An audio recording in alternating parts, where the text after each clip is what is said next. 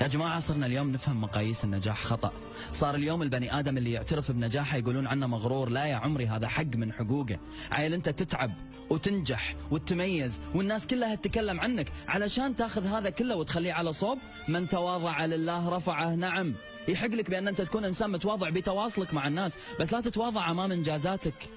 اليوم الميدالية اللي ناخذها بالمدرسة لأن احنا كنا الأوائل على الصف أو على الدفعة بشكل عام، بيه ما نخلي مكان ما نراويها أحد فيه، ما نروح ولا نرد إلا عطوني ميدالية وسووا لي النجمة اللي كانت ترسم على إيدي لما كنت بالابتدائي. كنت ما أبي أغسل إيدي لأن هذا إنجازي أبي الكل يشوفه. اليوم لما كبرنا وقمنا صج نتعب على نجاحنا، إينا فلان أو علان ويقول وما يخلي.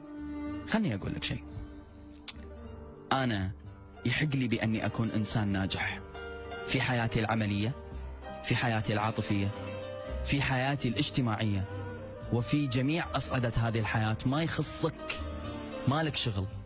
إذا عجزت أن أنت تصفق للنجاح والإنجاز والتميز، ما تقدر تحكك إيدك، تحس بحساسية قدام الإنسان الناجح، غض النظر واقلب وجهك.